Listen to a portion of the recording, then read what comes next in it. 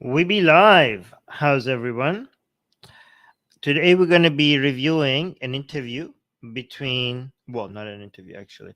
What am I saying? Oh yeah, Mohammed Hijab criticizing Douglas Murray. We're going to be reviewing that today, and I am going to try to be more fair than before. Last time I said I'm going to try to be unbiased and try to give Muhammad Hijab credit. I mean, and I did with David Wood and with Jordan Peterson. And well, actually, I did that. Never mind. I did that with Daniel Hayraju when I was reviewing something with David Wood. I think I was fair there, but I think I failed. I failed last time when I was reviewing Jordan Peterson and Muhammad Hijab and Jordan Peterson going back when he was criticizing him. I need to be more unbiased, but you guys in the live chat could help me out with that. Here, actually, let me share the screen.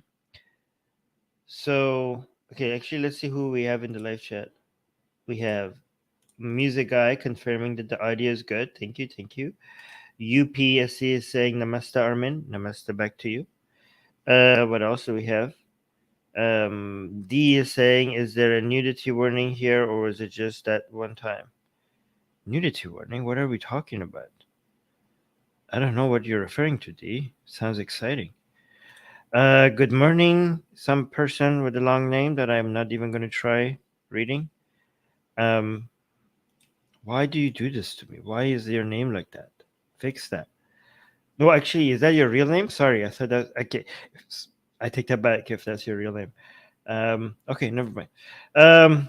Before I say more things that's gonna make me people upset with me. All right, okay. Nevaga is here as well.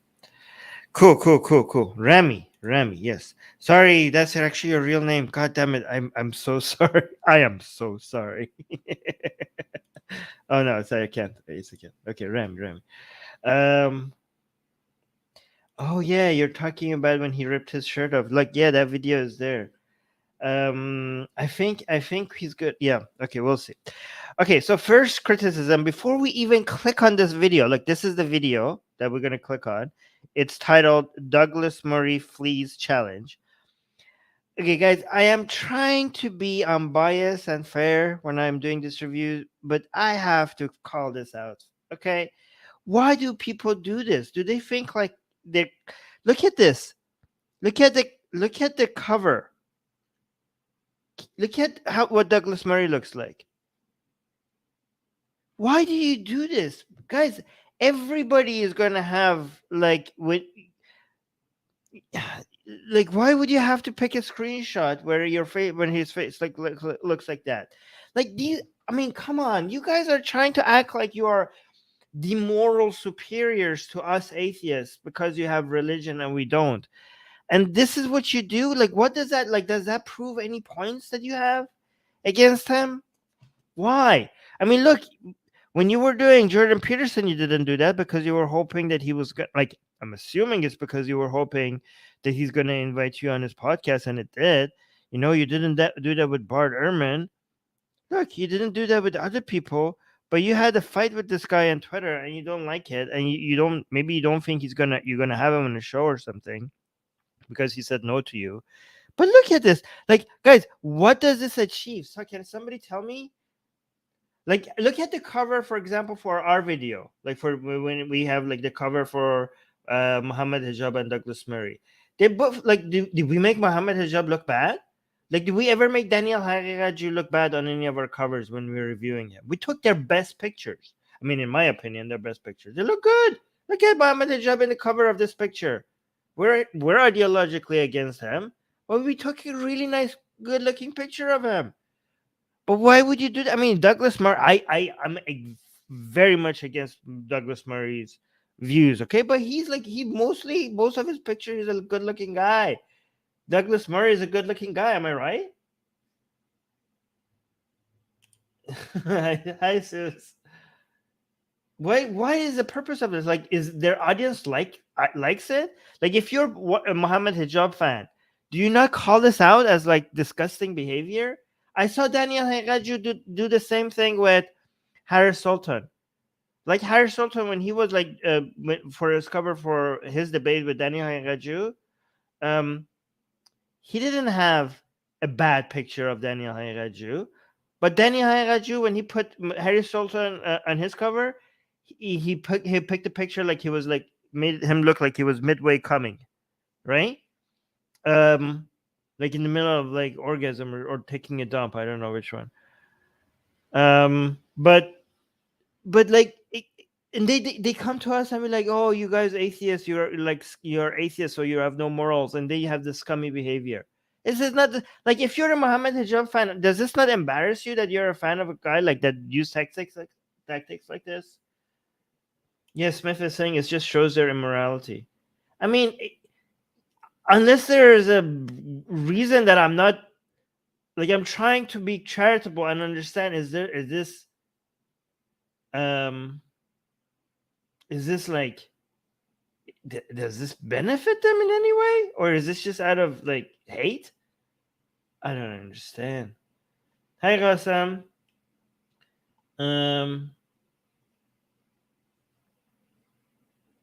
Adam saying, I haven't seen that video with Mohammed Hijab rip his shit off. What was that about? We already covered that, so we're not. Go watch it. Go watch it. It's funny. Okay, did I miss anything? Okay. All right. Let's actually watch the video again. Not a good start, but I'm gonna try to, like, if he actually makes any good points against Douglas Murray, I'm hoping he makes at least a couple of good points against Douglas Murray, so I could be like, look at me being unbiased here. Okay, like give me something good, Mohammed Hijab. Okay. Actually, let me see if you have audio. What happened? Why is this all black? Oh, there we go. Did you have audio? Maybe louder. Did you guys hear anything? Smith is saying it just shows their immaturity and immorality. Him and his audience love humiliating and ridiculing their opponents. I'm hoping not all of his audience. I'm hoping some of the audience is like, what the hell are you doing? Like, if you have points against him, just bring up the points. Yes, you guys are saying the audio is good. Thank you. Audio is fine. Wow, you guys are being very, very helpful today. Thank you so much. Also, guys, like, don't put your name on top of a lion. Am I being picky already? I'm being too picky already. Okay, it's cringe. It's just cringe. This is pure cringe. Like, what do you think? Like, are you calling yourself like a lion of God or something? Like, don't put your name on top of a goddamn lion. It's cringe. Okay. Go to Quranly.app, inshallah. The app tracks verses, pages, and time spent reading, and the verses to pages function takes you from reading. Oh my god, this app is so amazing. Oh, let me actually see if I could increase the quality. Yes, there we go. A few pages and time. This is very clever. This is a very good way of monetizing Islamic channels. This app tracks your how much Quran you read, like you're reading the Quran, and it tells you how much progress you had. You read 48 verses, time read 35 minutes, you spend reading the Quran, you read 6 pages. You know what? If I can make a recommendation to this Quran app to make it actually helpful, I'm actually not even being like sarcastic or anything. Okay, I'm actually thinking this is helpful. Have a question at the end of each chapter or every section that asks you about what you read, so that you're not just reciting the Quran, you're understanding it. You know what I mean? Like, let's say you finish a section, before you go to the next section, you get like a series of questions, 20 questions, 5 easy, and then 5 harder, and then 5, and then the last 5 is the hardest, right? And then you could get your score out of the 20 question, and you only, like, you could decide whether you want to skip to the next chapter, or if you get like a score below 80%, maybe it recommends you that maybe reread the chapter, right? That would be isn't that a great like feature? That would be a great feature, right? So you're not just reading the Quran, you're understanding the Quran, right? So Yeah, you get like you got below 80%. Reread the section that you read before you go to the next section. I think that would be a great addition to the app. I think like if you're watching, whoever is like, yeah, that's a great idea. Nevaka is saying Armin being a secret Muslim again. Oh wow, look at this. I'm waiting for a VR Hajj in the metaverse to go back to Islam. Hey, would that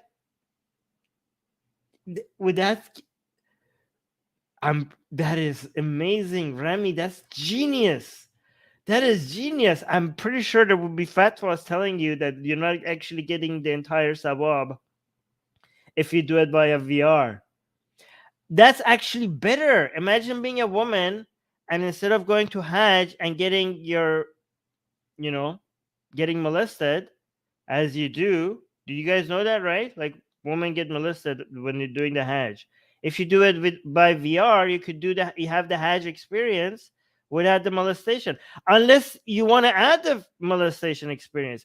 There should be a feature. Let's say like you're gonna say like I want to do the VR. I want to do the Hajj by VR, but unfortunately I don't get molested. That's a feature of going to a Hajj as a woman, and you have the option to add the molestation and the level of molestation. You could add that as well, right? You could be like, I want somebody to come like do something every 5 minutes while I'm doing the Hajj. That should be a feature as well. How much molestation would you like as a woman or a man? Actually, maybe like your one complaint that you have for the Hajj is that women get molested all the time when they're doing a Hajj, but as a man, I feel left out. So maybe it could be like, I want a VR where even as a man, I could get molested while I'm doing the Hajj. That's another feature you could add to the VR. Yeah. Okay. These are great ideas, guys. We're coming with really good ideas.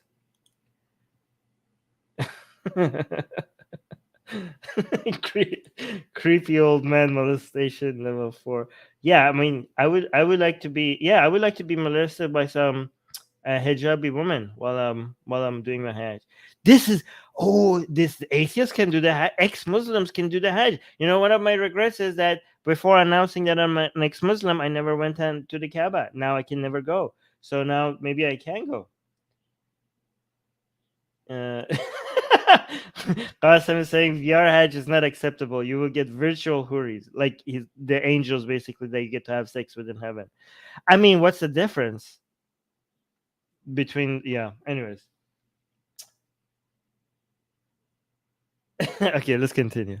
Spent reading, and the verses to pages function. Look at this. Let's look at this interface. Is that the actual interface? Look at this. So cool. Look at this cute looking mosque thingy and the graph behind it. This is designed very well. We will help you read more over time. Yes. Takes you from This reading is the only thing that could get you through the Baqarah, by the way, because the Baqarah is the most boring, gigantic chapter in the Quran. a few verses a day. By the way, note to Osman, very bad idea to make the second chapter of the Quran the most boring one ever, the largest one ever. Not a good tactic when it comes to marketing the Quran.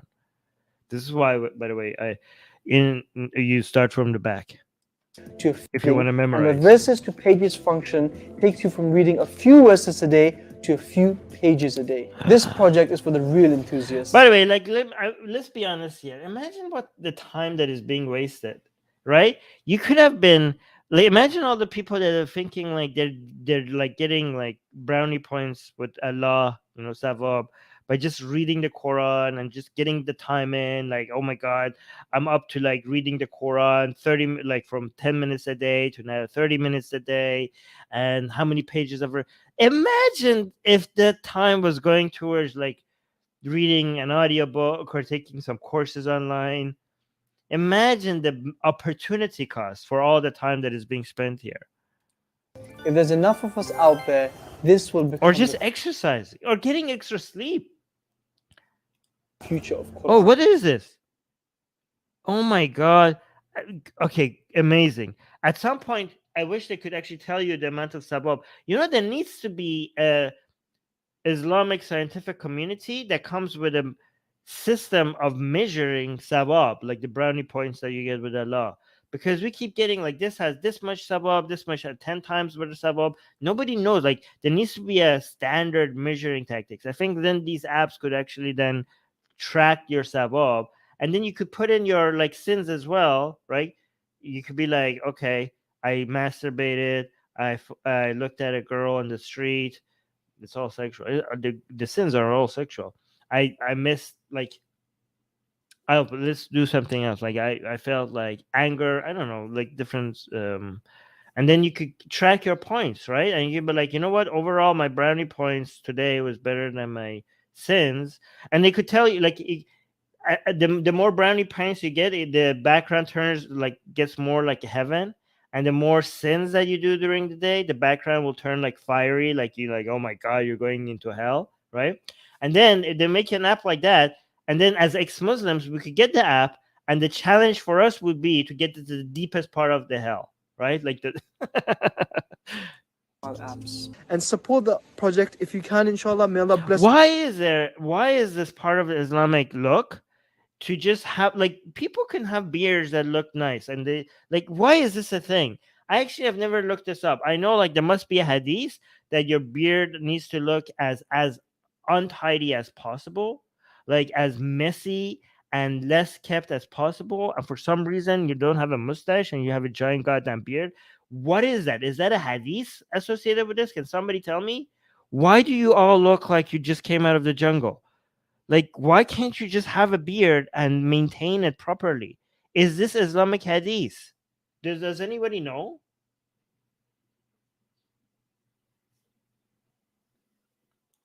Adam is saying, looks like Armin has been giving this a lot of thought. I give everything a lot of thought. No such hadith. Then why is this a thing?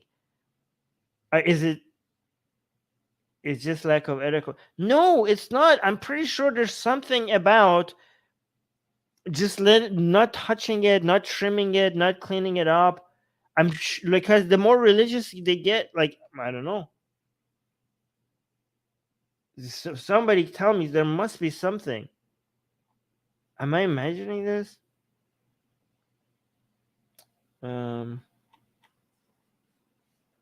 Yeah, well, I know it would be sunnah if there's something. Of course, it's not in the Quran.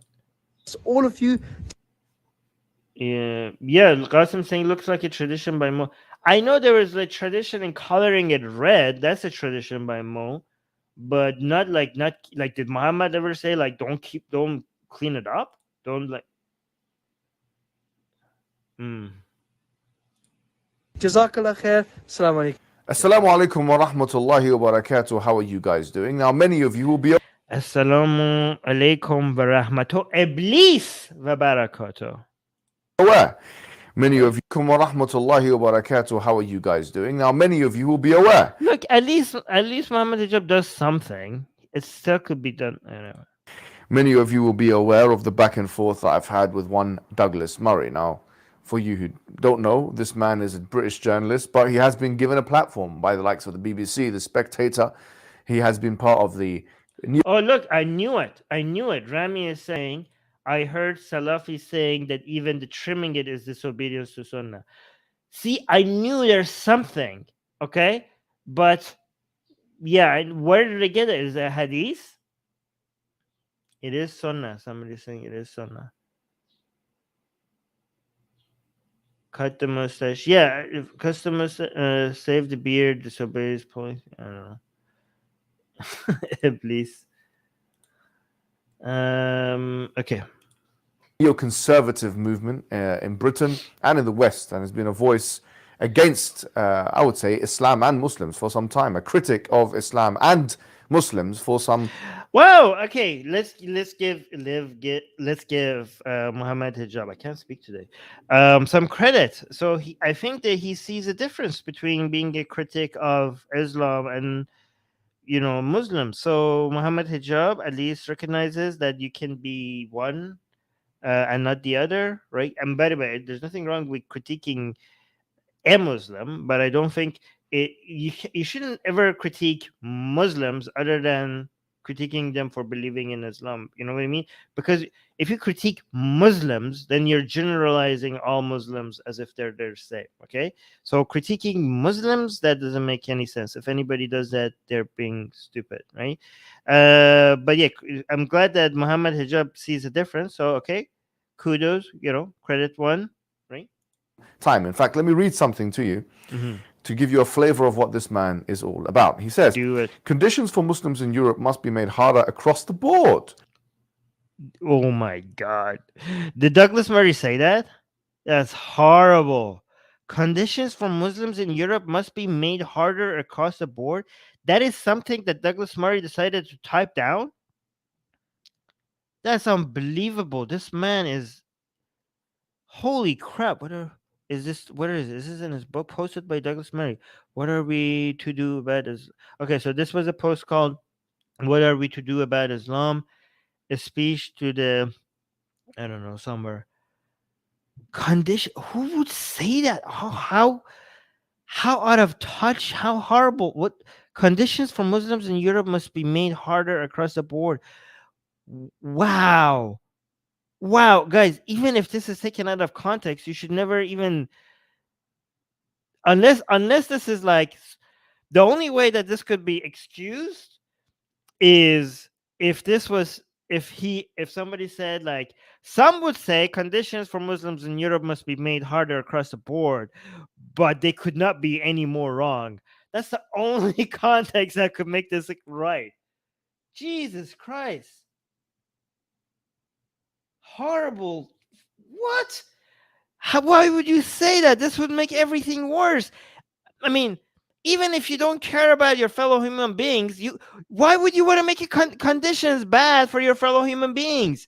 But even if you're like such a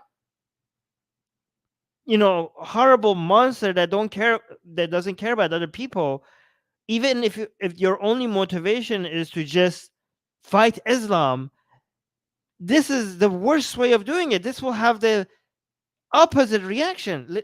Let's see how.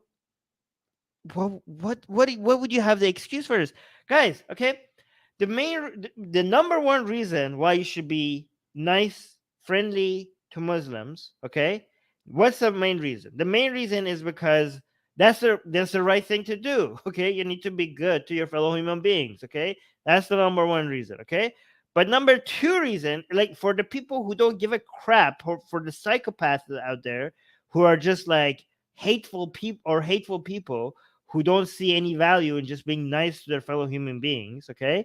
That are just like, if their only motivation is to just fight Islam, I hate Islam, I want to destroy Islam. If that is the only motive, I mean, that's a good motivation to have. But if that's your only motivation because you're just filled with hate, even if you want to do that, strategically, you should be advocating befriending Muslims, getting closer to them, because alienating Muslims, ostracizing them, demonizing them is going to push them more towards Islam. Accepting them in society and being nice to them and making them feel welcome and a valued member of the community and the same as everyone else, that's the best way to make other goals, other things in life more important to them, other social relationship that they have with non-Muslims, other sources of value like other movies, podcasts, books, competing sources to Islam as their source of guide to life. You're making them more relevant in their life because they feel as not part of just the ummah, not just part of the Muslim community, but this broader society.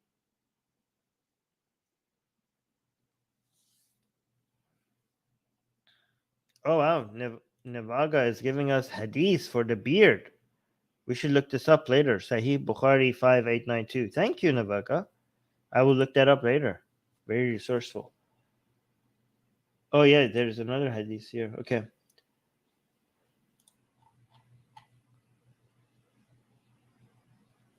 Yeah, so somebody's saying because they don't debate Muslims, so they ostracize them. I mean, technically, a lot of these people, I mean, I'm not going to say Douglas Murray or not, okay, unless he proves us otherwise. A lot of these people are not even against Islam, okay? a lot of these people are just against others. They're against immigrants. Okay, they're being tribal. The fact that Islam happens to be a horrible religion works in their favor. You know what I mean? Like, so for example, for people like us, and I'm hoping a lot of people in the live chat, we're against Islam, but one of the main reasons why we're against is where we are against Islam is because we are pro-Muslim, and we think Islam is horrible for Muslims as well. Like the main victims of Islam, we think are Muslims. Okay, we want Muslims along with everybody else to have happy, fulfilling lives. We don't wish anything bad for them. Like we want them, and also we are. I mean, at least me here, I'm very much pro-immigration. Okay, and we think immigration is good for everybody. It's a win-win-win. It's win for the accepting country, win for the country that is sending them, and also unless there's a massive brain drain, and also win for the individual. Okay, that's beside the point. But I think a lot of these conservatives or right-leaning people, their issue is not necessarily with Islam.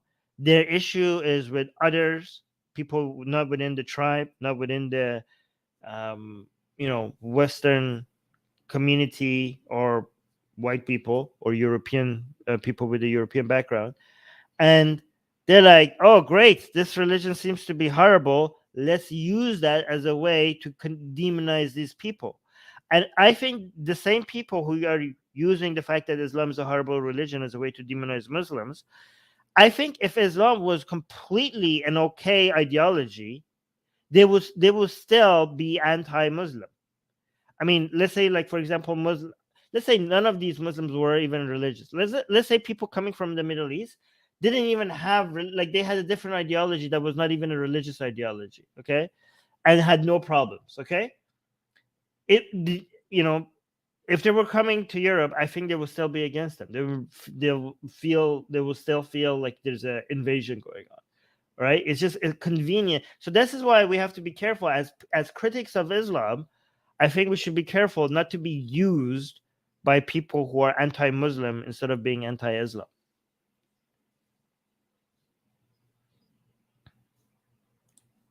He says Europe must look like a less attractive proposition. No, see, Europe needs immigration. Okay, Europe must look like Europe must look like a less attractive proposition. If you knew anything about the value of immigration, you would be like advertising migration to Europe. You would have better screening criteria, of course. You would be like, okay, you need to be like this, and this, maybe have some sort of skill set, or maybe just like, let's see what we need. But you would be like, we need to make Europe a more attractive place for people to come migrate to. You would be proud of that. Long before we were first attacked, What? it should have been an attractive proposition. From long before we were first attacked. Wait, did you jump? Europe must look like an attractive proposition. We in Europe owe, after all, no special dues to Islam.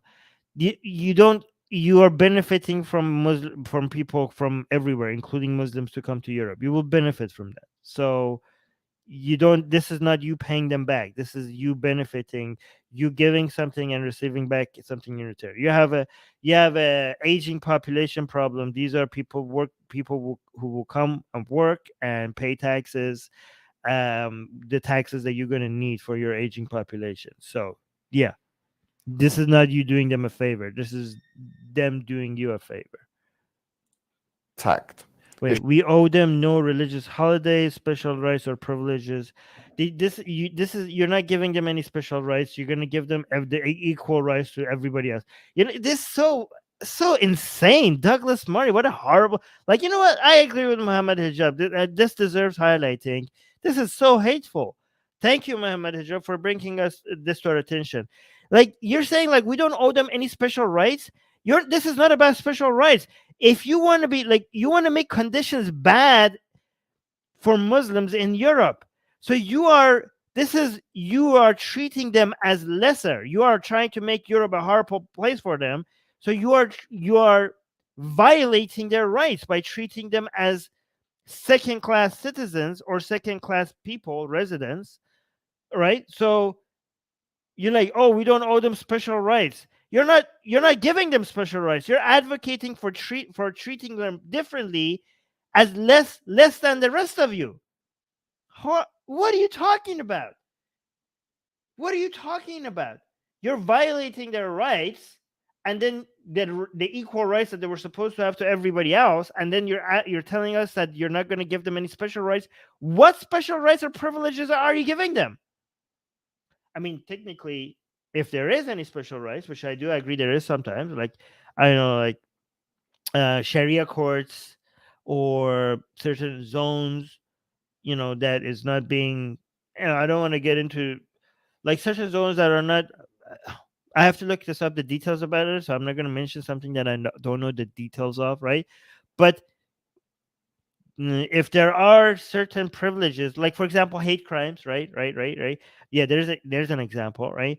um if you are not going to go after somebody for saying like we are proud of having execution for ex-Muslims, if that's not like a hate crime, then you shouldn't have hate crimes for other people as well, right? Like it seems like if a Muslim goes after an ex-Muslim, that's with just speech, that's not a hate crime, and it shouldn't be. I agree, it shouldn't be because of free speech and all. But if the same happened with somebody who was like aggressively speaking about a Muslim, I think like there's a double standard, for example, in the UK when it comes to what is considered hate speech and what isn't, right? Technically, I think none of that should be considered illegal, but there is a double standard. So you could talk about um, removing double standards, but that shouldn't come from somebody like Douglas Murray, who he himself is introducing his worst kind of double standard, right? So, like if I don't know, like if somebody ex-Muslims in the UK, for example, were complaining about double standards without advocating for their own double standard, I think that would be completely fair. But for somebody to first start talking about treating Muslims as inferior and making places making conditions harder for them, and you have no right, you know, complaining about privileges and special rights. Let me see if you are. Somebody in the left chat is saying, Somadov is saying, Douglas Murray is really strange. He has something against trans people too, even though he's gay. I mean, guys, being gay doesn't give you superpowers of not being a hateful person. I hate to, tell you, like I'm sure, like I mean, we I think a lot of liberal people have spent so much time defending gay rights that they come with the misinterpretation. Like that doesn't mean that we are for every gay's position, obviously, and or we're not in the we're never. A lot of people get the impression that like, oh yeah, gay rights, gay rights, gay rights. That means like gays cannot be racist or homo. Gays can even be homophobic, extremely so, and transphobic. Yeah, so many. I shouldn't say gays. Many gay people. Okay, so yeah, I mean, um, being we defend gay rights, but let's be clear. Actually, gay people are as capable as being racist, xenophobic, transphobic as the rest of us, right? That's equality. They are less capable of being homophobic, but they're still able. Somehow they pull it off. Some of them. Music guy here, music guy, who is who's the gayest follower of Atheist Republic, right? I would say so. Don't tell Jimmy. Unfortunately, hating trans people is popular now, so many people follow that trend. Yes, yes. Actually, a lot of people within the gay community were against trans from the very beginning of the LGBT rights movement. The guy said, "Yeah, yes." Okay, It should have been made plain that people who come into Europe. wait. He's not reading the whole thing. We should read the whole thing. We owe them no religious holidays, special rights, or privileges. From long before we were first attacked, it should have been made plain that people who come into Europe are here under our rules and not theirs. I mean, see, again, this part is true, but that's true for every goddamn country. and it shouldn't be made clear to just Muslims, that everybody needs to know. Like, this is like, why are you like it's not just Muslims that have to be made clear to that these are the rules of this land. By the way, here's another thing I want to highlight. They speak about Muslims. Douglas Murray is speaking about Muslims as if they're all coming from other places. Most Muslims in Europe are European. Most Muslims in the UK are citizens of that country. Why are you treating them like foreigners? Like, you're like, from long before we were attacked, first attack, it should have been made plain that people who came into Europe, dude, like, French Muslims are French. Like, you're like, oh, you foreign people, you foreign Muslims, when you are in France, you have to abide by France laws. Bitch, they be French. They be French, and every French citizen needs to know that they have to abide by French laws. This is not like different from everybody else. Like, I don't understand. Like, they are Europeans. They are there. Again, look at the language. You're treating them like the other. You know why? Actually, here's the thing. You're like, oh, they're not following our rules. You know who's making it harder for them to follow your rules? Douglas Murray, okay? Because you are treating them like they don't belong here. Like, what is this invitation? Look at you are like, do you not see that you're making it easy for them not to want to follow your rules, because you're not even treating them as if this is their home? They are born, like, these people are born there, they're being raised there, this is the only country that they know. And you're like, when you are here in our land, you have to follow our, like, dude, this is their home. You're treating them like second class citizens. When you make them feel like the other, then they're like, okay, if I'm the other, if I'm like not a citizen of this country, even though I was born and raised here, then maybe what is this other community then that I belong to? Maybe I should go deeper into that, which is just going to be the Ummah, the Muslim community. And they're like, okay, well, those there are different rules, there are different standards that I need to abide by, because you guys are not accepting me as part of your nation, as part of our nation. So if I don't belong here, if I'm not welcomed here, what respect should I have for the community and the rules and the standards? These other these other group of people who are accepting me, I feel more my identity ties a lot more with this other community of Muslims internationally as Muslims. Okay, so what don't you understand that now I'm going to have a more motivation and a more sense of belonging if I consider, if I value those morals and standards and rules as part of my metric, as part of my standards for how I live my life, because that is the community that I feel like I belong to the most. You're pushing me out, and you're asking me to respect you, and you're asking me to respect the standards here. Why would I? Like, no. Like, again, this is fuel for radicalization. This is how you radicalize people. And guess what? I'm not saying intentional. They're intentionally radicalizing people. Okay, maybe they are, maybe they aren't. But this helps them, because people like Douglas Murray and all these other fear-mongering people, the more radical Muslims they have in Europe, the more the more people are going to pay attention to people like Douglas Murray. So, again, I don't want to like say they're doing this intentionally, because I can't read their mind, but effectively it comes down to them creating more of what makes people like Douglas Murray more relevant. And then it continues saying, there's not an inch of ground to have on this one. There's not an inch of ground to have on this one. What? Where a mosque has become a center of hate. Wow, so rich. God damn it, the hypocrisy. The goddamn hypocrisy. Center of hate. A man that starts a conversation with conditions for Muslims in Europe must be made harder across the board. A man who who says that is saying that mosques are becoming a center of hate. What hypocrisy! Holy crap! Well, Douglas Murray, these mosques are supposed to be centers of hate. At least they needed an entire mosque to do something like that. You by yourself are doing the work of 10 different mosques at the same time with just this one blog post. Center of hate. Look at yourself in the mirror before you call anything else a center of hate.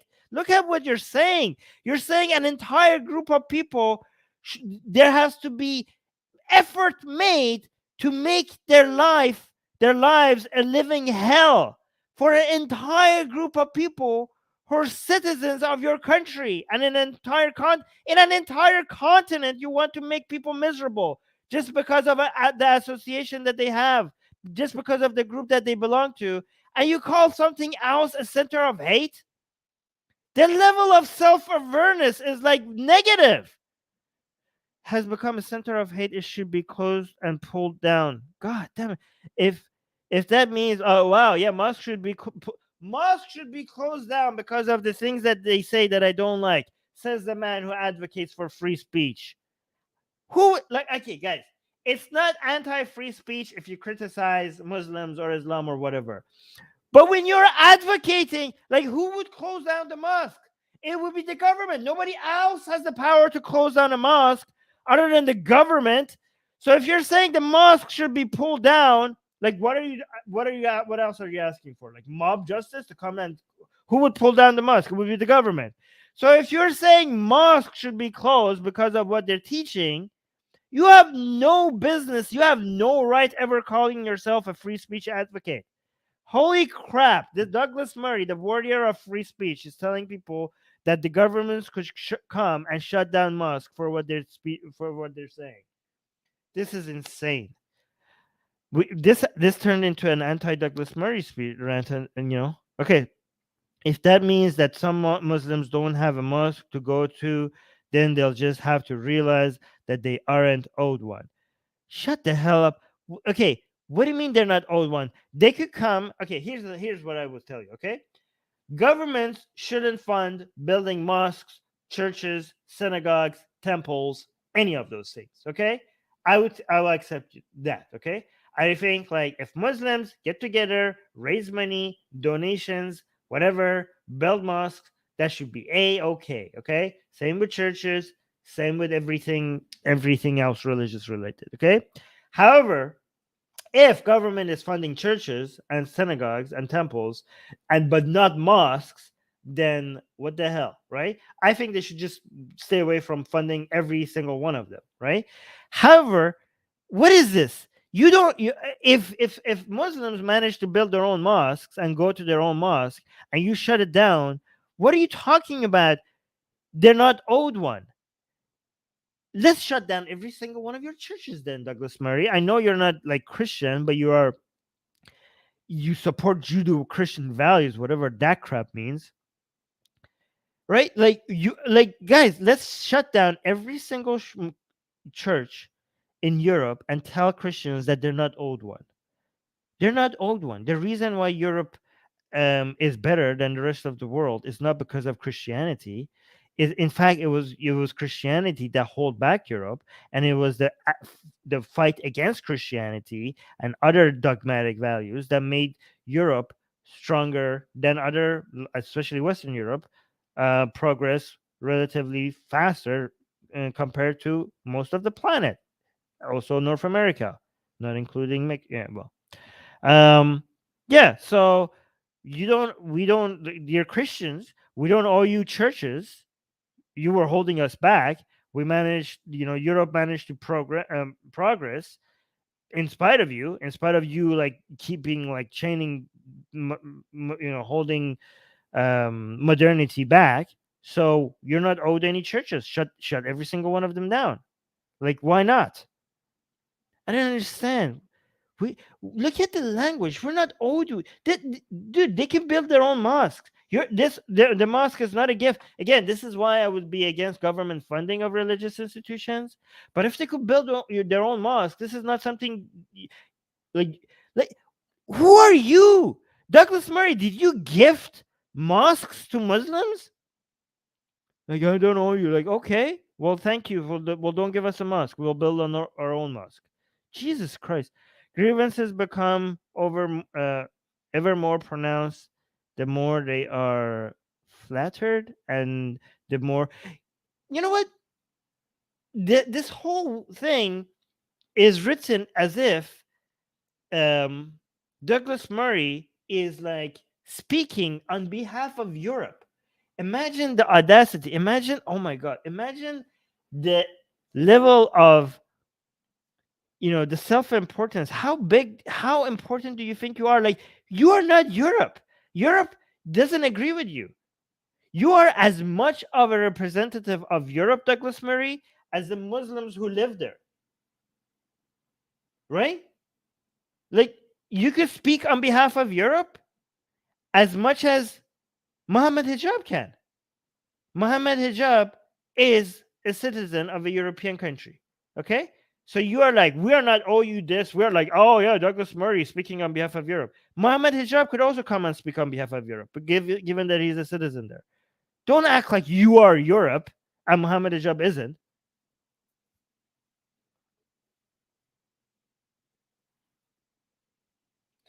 Adam is saying, did Armin just say we will build our own mosque? Secret Muslim. Yes, it's already been established. I'm like, why, guys? Can we just not even pretend anymore? Like, Hindutva has like exposed me, right? Like the Hindutva, I've been exposed. Let's not even just kid ourselves anymore. Okay, the mask has been slipped away like ages ago by now. Okay, let's just accept that. Okay, I do believe in Islam, but I'm on team Iblis. I just take, Allah is God, Muhammad has been his prophet, the devil is real, the Quran is the word of God, but but the devil, I'm just more sympathetic to that side. Like, I'm just team Iblis. #team Iblis. Europe are here under our rules and not theirs. He says, where a mosque has become a center of hate, it should be closed and pulled down. If that means that some Muslims don't have a mosque to go to. Okay, now we're like too much on Douglas Murray's side. Now I was hoping that, I was going to be unbiased today, but I hope, like, now I'm hoping Mohammed Hijab says something stupid so I could act like I'm less, I could like, should be like, look at me, guys. I'm being so unbiased. I'm against both of them. We'll see. Then they'll have to realize that they aren't owed one. Now, the first part of that sentence, that conditions for Muslims in Europe must be made harder across the board, it's so anti-Western ideology. Did Mohammed Hijab just acknowledge that Western ideology is tolerant? Did Mohammed Hijab just like accepted the superiority? Okay, you know what? He's getting a little bit more than I'm even willing to do, because I don't call it Western ideology. I call it Enlightenment values, because Western ideology includes, Nazism and also communism and a whole bunch of other bad ideas, right? So I don't call them Western values. I call them Enlightenment values. But did he just acknowledge that they're like good and tolerant? Is he just what is happening? What is happening? Is that okay? Maybe I am putting words in his mouth. So part of that sentence, Okay, look at this. that conditions for Muslims in Europe must be made harder across the board. It's so anti-Western ideology. It is, Mohammed Hijab. Yes, you're right. Douglas Murray is betraying the Enlightenment values that he pretends to be an advocate of. I'm glad you recognize that. Wow, Mohammed Hijab. Yeah, he does. Based Mohammed Hijab. Damn, this is getting too much on Mohammed Hijab's side. Interesting. No, not atheist values, Sunny. Think Western values are, you're saying Western values are atheist values, Nazis and communists? No, no. I would say Enlightenment values, Nazism and communism. Enlightenment values are not atheist values. Enlightenment values are values that make it possible for atheists to also live within a society. They're not atheist values, but it's good for atheists. Enlightenment values are good for atheists and everybody else, but atheists, and especially given that atheists historically have been experiencing a lot of intolerance for their views. So, for example, one of the main figure that comes in mind when it comes to Enlightenment values is Voltaire.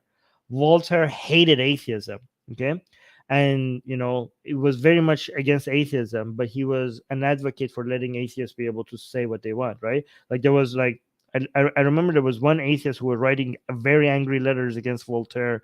And I think it was who was it? There was another Enlightenment figure who criticized. He was an atheist too, and he wrote a letter in response to that. He said like the reason why you even get to write that letter is because of Voltaire, right? So, yeah, so Enlightenment values are not atheist values. There are no atheist values. Yeah, exactly. Brother saying atheist values? No, yeah, there's no such thing. Our atheism helps us divorce ourselves from religious values and go into a journey to find better values. And I'm hoping a lot of us land on Enlightenment values, but atheism itself has no values. It just helps you not be attached to the worst of values, which is religious values.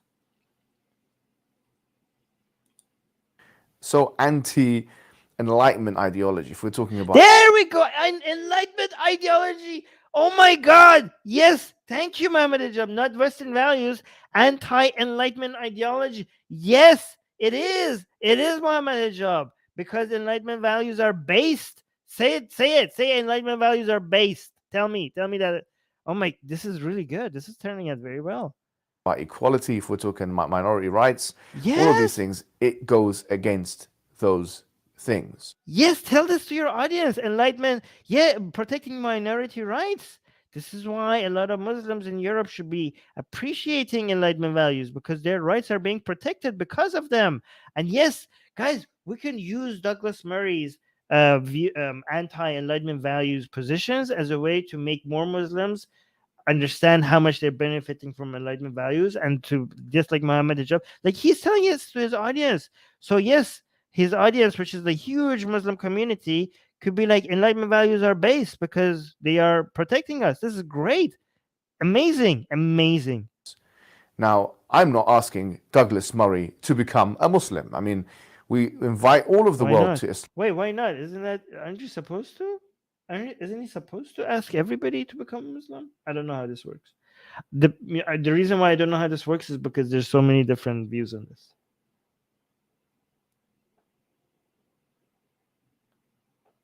Islam to the world. Well, here we have somebody doing that for us. Islam is the truth. Everyone should follow it.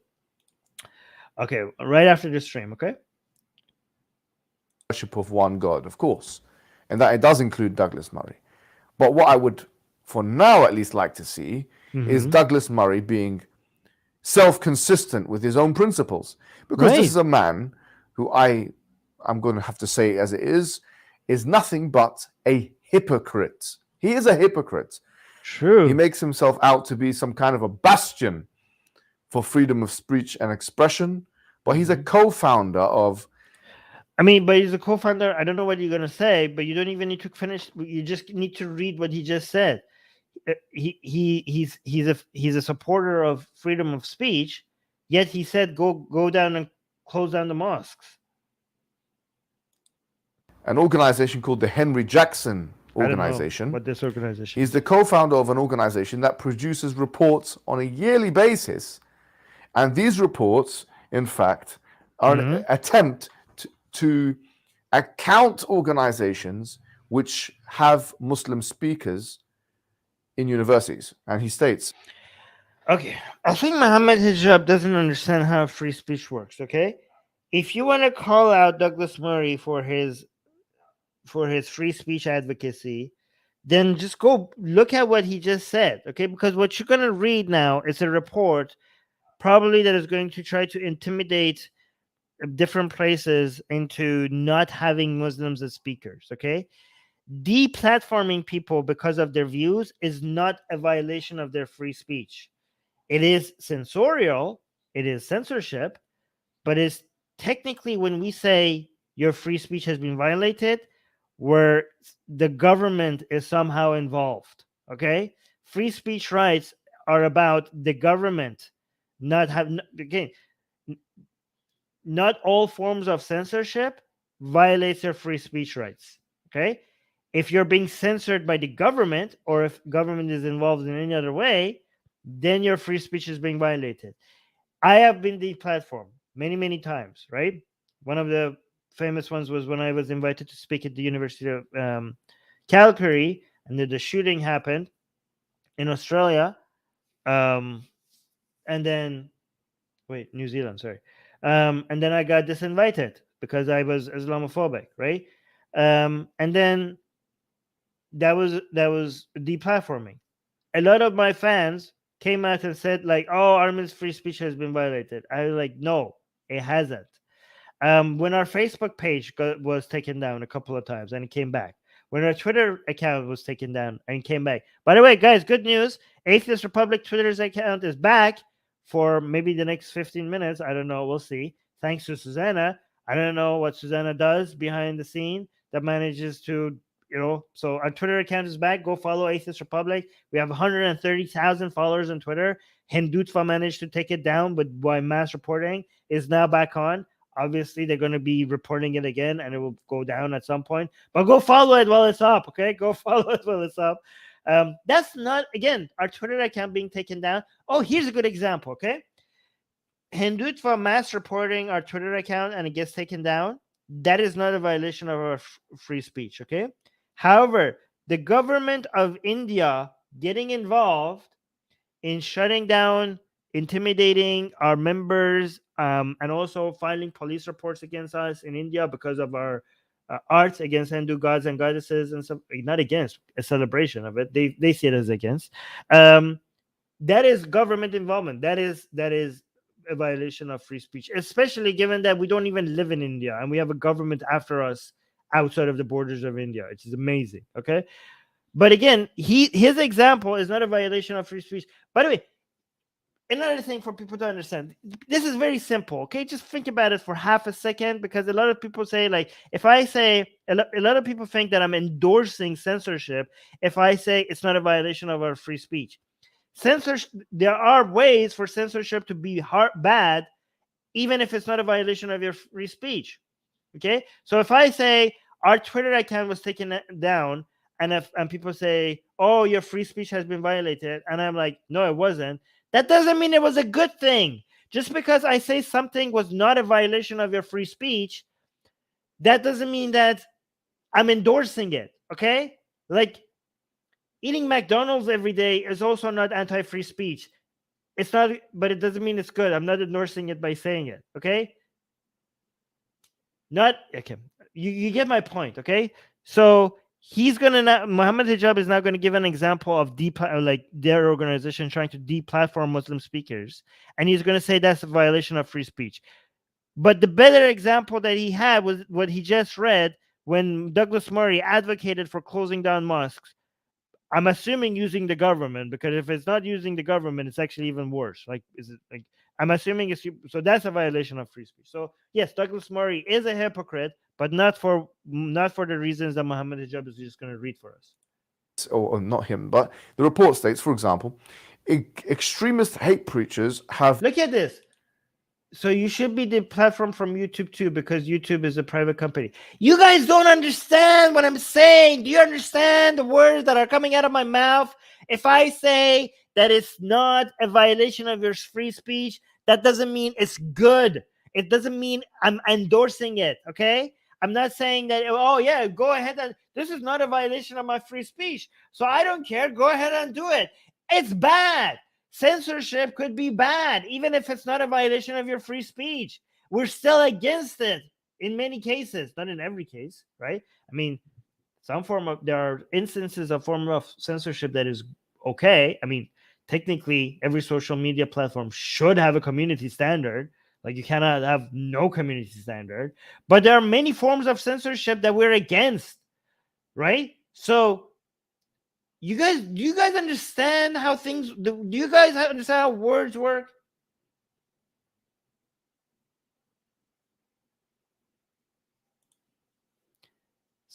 Some form of censorship is a violation of your free speech, but even the ones that are not a violation of your free speech, they're still most of it is wrong. Okay. Anyways, near unfettered access to students. And by that, of course, he means with his understanding of extremism, anything that goes against Western ideological or Enlightenment values. So you see, wait, you're saying, okay, Obeid is saying censorship of immodest people like you is good and justified. Wait, immodest? Why are you talking? Why am I immodest? What is it referring to? Am I not? Do you want me to wear a hijab? Is this your way of getting me to wear a hijab? Why am I immodest? Is it because I'm not covered? Is it my clothing? What is this? Immodest. I've never been called immodest before. I'm actually kind of intrigued now. I like it. It feels good. Anyways, continue. And by that, of course, he means with his understanding of extremism, anything that goes against Western ideological or Enlightenment values. So you see here, this is really, it's enraging. It's enraging how these individuals that speak about freedom of speech are attempting to do actions, words, or have words and actions, produce reports which have the net effect and entailment of curtailing freedom of speech for a minority. Guys, freedom of speech does not mean freedom to have a platform or freedom to have an audience, okay? This is not curtailing your freedom of speech. Again, I'm not endorsing it. It's censorial and it's bad, okay? Especially if you're disinviting people to speak somewhere, okay? That's not good. But if you come to, let's say I have a platform. Let's say I have a theater room, okay? And then you come and say that, hey, can I come and give a speech about, I don't know, communism, okay? And I own this theater room, and I'm like, I don't know. I don't like you come talking here about communism. You can't be like, oh, my free speech is violated. You have to rent out your theater to us. I'm like, no, it's my goddamn theater. If I don't want you to be speaking, you could. It's not a violation of your free speech. You could go speak somewhere else. I'm like, you can still speak. You could go and say something somewhere else, just not in my goddamn theater room, right? No, my freedom of speech means that you have to be forced to give your theater room to me to come and speak here. No, it doesn't. Right? So if an organization, if they're like, hey, this speaker who you're inviting, did you know that this is their views? These are their views. Do you still want to have them on? And let's say the organization looks at it like, actually, no. Actually, oh my God, no. We didn't know this person had said this and that. We don't want to be associated with the speaker. Thank you for letting us know. Is that a violation of your free speech? Is that institution, for your free speech rights to be upheld, does an institution have to work with a speaker that they don't want to? Does the law say you have to allow anybody and everybody to come and speak here? And it's not the government, this private institution, you have to be forced to accept every speaker, even the ones that you don't want to have. What? What kind of a messed up view of free speech do you guys have? Is that the example I give is imagine somebody just you're having dinner with your family, and then somebody just jumps through the window and just comes right and sits at the dinner table, just pulls out the Communist Manifesto and starts reading it to your wife and children and everybody else. I'm going to say significant other. I'm trying to normalize other forms of family structure. Your partner, okay? Not just wives, okay? And your children. And the guy's like, dude, what are you doing? Get the hell out of my house. I'm like, no, I am gonna read the Communist Manifesto to your family. You have to let me finish.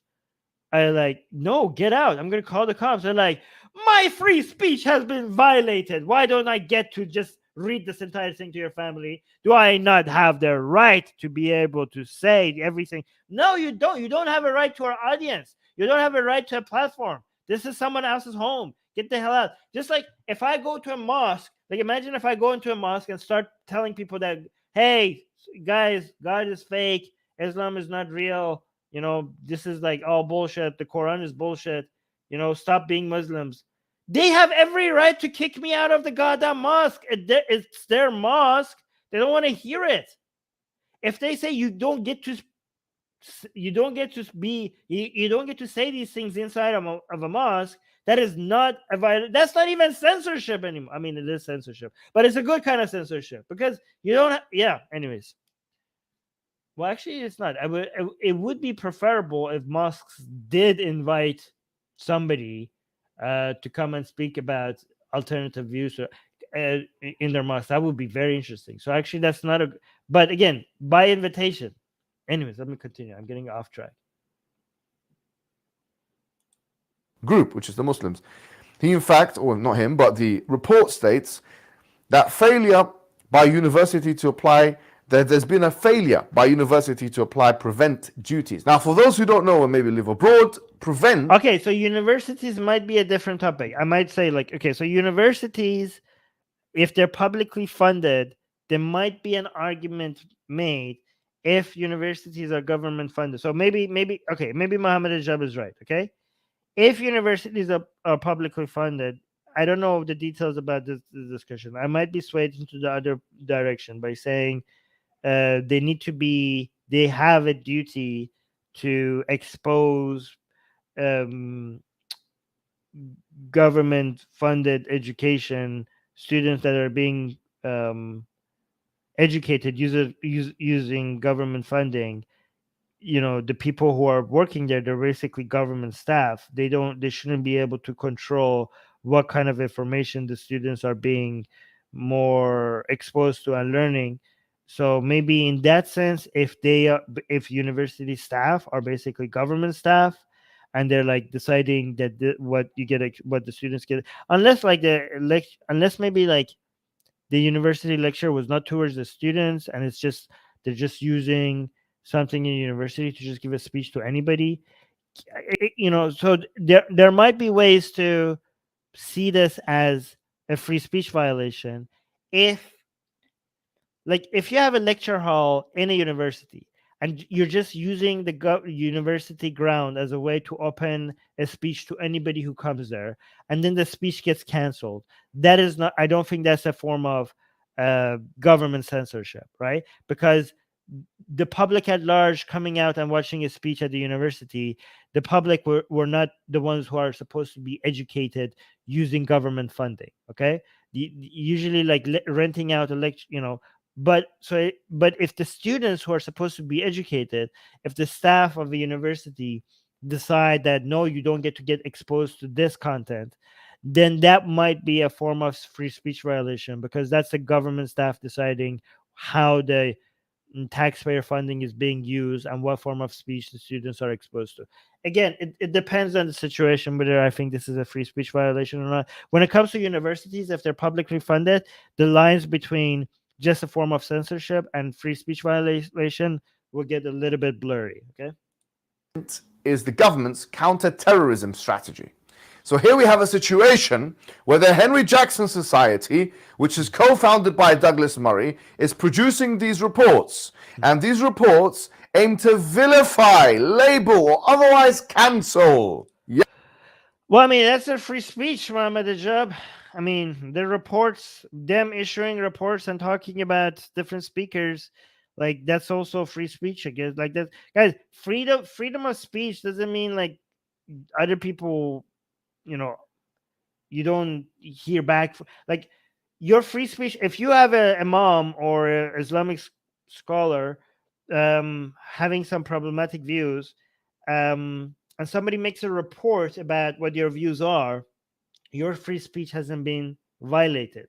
freedom of speech doesn't mean freedom from consequences, especially if those consequences are not government related. Again, a lot of people who complain about their free speech being violated is when just somebody else just comes out and points out how horrible their views are.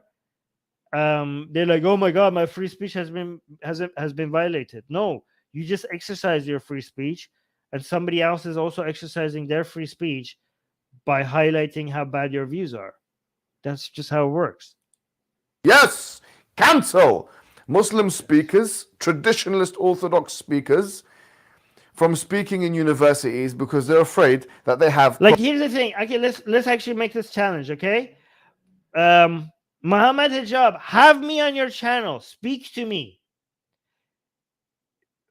Don't, if you don't, then that's cancel culture, and that's a violation. Do you believe in free speech, Mohammed Hijab? I mean, maybe you don't actually. Never mind. This is not going to work unless he does. Okay, but you have canceled me, and my free speech has been violated if Mohammed Hijab does not have me on his channel to speak to. Okay, that's, yeah. He's not. I mean, guys, he's not gonna. But I'm just saying, does that make any sense? It doesn't. Quote, unfettered access to students. Students, we're talking about what age? 18 to 21. Adult students. So in this situation here, clearly Murray and co. are using the guise of terrorism to vilify a community and to inhibit freedom of speech. Don't talk to me about freedom of speech. Oh my God, this is not a violation of freedom of speech. Warning universities about, again, I'm not endorsing it because I wouldn't trust Douglas Murray to be able to tell what is, they're fear mongering. They're exaggerating. So because it's Douglas Murray, okay, and the fact that he fear mongers, whatever reports that he's producing are not trustworthy. Okay, but the act itself of producing reports about problematic speakers, so that when you're having somebody in your university as a speak, you are more informed. Maybe not by Douglas Murray and his institution, whatever it is. Maybe by somebody that is less biased. That is actually very helpful. You know what I mean? Like, oh, okay, let me see. Maybe in fact, I would be more interested in inviting people because they have problematic views. But whatever, let me. Like, if you're producing reports for me to have more information about who I'm deciding to invite and not invite, that is not a violation of free speech. That is actually very, very helpful if it's especially if it's being done by somebody with less bias than Douglas Murray. What kind of censoring is this? I mean, like, Mohammed Hijab, do you think, like, if somebody says, like, wants to, like, invite, I don't know, me on their podcast, okay, or their show, and a Muslim, right, and then another Muslim goes and, like, hey, are you sure you want to have Armin on? Do you know that this is his view? Do you know that he has said this? Do you think that's cancel culture? Do you think, like, if a Muslim gets warned, like, I'm being invited on a platform by a Muslim, and another Muslim warns that Muslim that maybe this is not the guy you want to talk to, given that these are his views, all right? The first Muslim might, like, still have me on, or he might decide, or she might decide to not have me on, right? But at least whether they have me on or not have me on is going to be done with better information, maybe that they didn't have before about me. Maybe they say, like, oh, you know what? Never mind. I don't want to have Armin on. I didn't know he said those things. Now that I know that, I'm more informed. And with this new information, I don't want to have him on. Do you think that's cancel culture? Do you think that violates my free speech if somebody doesn't want to have me on because now they are more informed about who I am and what I believe? You coward. You are a coward. And do you know why it's clear to me that you are a coward and that you are afraid of... Why? I don't understand a coward. Maybe hypocrite, yes. Why is he a coward? Public engagement and debate. Because when it came to me challenging you on Twitter for a discussion, when I came to challenge you on Twitter for a discussion or debate... guys, don't use the tactic coward of when somebody, like, like, does this work? Like, Mohammed Hijab, have me on your channel, or else are you a coward? You're a coward. Let's see if this works. Okay, I don't think it will work, but it shouldn't work. Does it work? Mohammed Hijab, have me on your channel and speak to me. Speak to me about anything. Okay, I don't care. Okay, if you don't have me, so his response probably is going to be, why would I have you on? You're nothing. You're nobody. I mean, look at the size of my channel compared to your channel. You're irrelevant. Why would I even bring more attention to you? You're insignificant, like something like that. Okay, he was, but this is because you could frame things. I mean, technically, he's like that relative to Douglas Murray, right? But again, Douglas Murray could say that to him, right? Again, you're being dishonest when you frame things like this. What is this, like, intimidating tactic? Like, have me on, or else you're a coward? Well, if that works on Douglas Murray, if that's a tactic that you want to use on Douglas Murray, then I should use it. Would that make the same amount of sense if I use it on you? Like, would Mohammed Hijab be a coward if he doesn't have go tell Mohammed Hijab to have me on his channel as a guest, okay? And would it be fair if I call Mohammed Hijab a coward if he doesn't have me on? I don't know. Come, have me on your channel. And you know what? I don't feel, I wanted to say, like, it just feels like somebody is going to take me seriously. Okay, I'm not going to call him a coward if he doesn't have me on. Okay. Debate. Let's be. So secular rarity saying, "LOL, Armin should rip his shirt off and throw it before calling Mohammed Hijab a coward." Okay.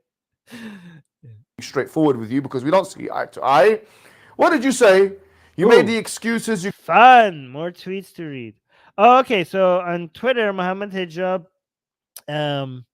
challenged Douglas Murray. So Mohammed Hijab said, "You spend most of that video talking about what Muslims do rather than what Islam is." Oh, this is based. Mohammed Hijab sees the difference. I love it. Fantastic. Yes. This is good. When you do talk about Islam, you make factual errors. I mean, it's Douglas Murray. I probably believed it as well. If you want to debate Islam, I said, okay. So Mohammed Hijab was challenging Douglas Murray to come and debate him. Debate me, bro. Debate me. Okay. Douglas responded saying, "Sorry, but I had no idea who you are." See, like, okay, Mohammed Hijab relative to Douglas Murray is like very much as a much smaller audience. Okay. So if Mohammed Hijab comes and tells me that I'm a nobody, so that's why he's not having me on, okay?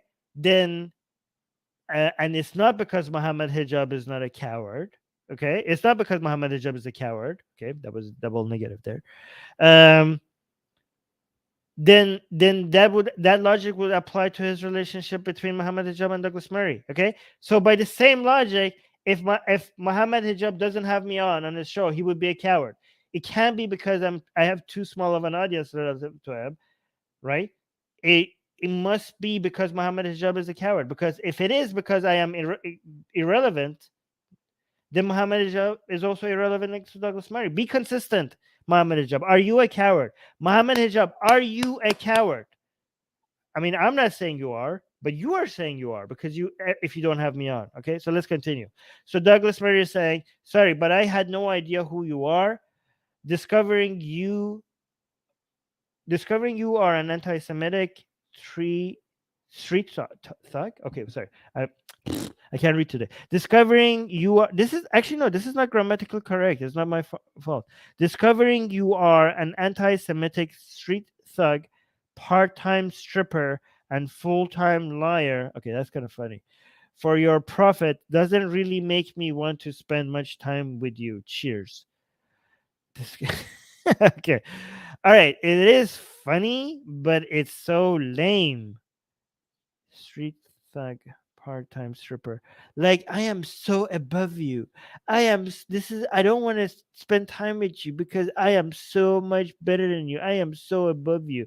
Come on. Like, are you never gonna speak to anybody that has ever done any kind of... No, this is just like, yeah. It is funny though. It is funny. It's a funny tweet, but it's a lame excuse. It's a lame excuse. Your prophet doesn't really make me want to spend much time with you. Okay. You call me anti-Semitic. You call me all these words. I don't. By the way, I don't know if Mohammed Hijab is anti-Semitic. Has he said anything that has been anti-Semitic? Do you guys know? Like, guys, if you assume that Mohammed Hijab must be anti-Semitic because he's a Dawa guy, then you are part of the problem. Like, you have to, if you want to call somebody anti-Semitic, you have to have a good reason for them being anti-Semitic.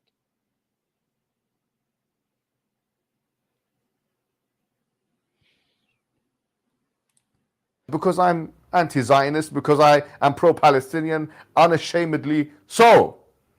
You will never find a statement of mine in the whole public record which... Hey, by the way, I must say, as a Zionist myself, okay, I am a Zionist and I'm a proud Zionist, okay? I would say here that I agree that being anti-Zionist does not make you an anti-Semite. And I'm saying that as a Zionist. Oh, you will never find a... You're saying borderline, I would say, but won't call him anti-Semitic yet. Secular Ed saying, yeah, I haven't seen anything from Mohammed Hijab that is anti-Semitic. Doesn't mean he isn't. Yeah, we don't know. Wait, so the Douglas Murray just assume somebody must be anti-Semitic because they're like a Muslim preacher or something? No, this is not true. It's saying if you follow the Quran, you are by default anti-Semitic. That is not true because, for example, would you say that if you're a Christian, you're definitely sexist and anti-woman, right? Because the Bible explicitly tells you that women should never be in a position of authority or teaching, and they should shut the hell up and just accept the authority of men, right? And they shouldn't speak unless they're given the permission to, right? So every Christian values the Bible, but we wouldn't just conclude that therefore every Christian is anti-woman or sexist. If you ask most Christians if they think women should be able to have a position of authority or teach, most Christians would say, of course they should be able to. What kind of a question is that?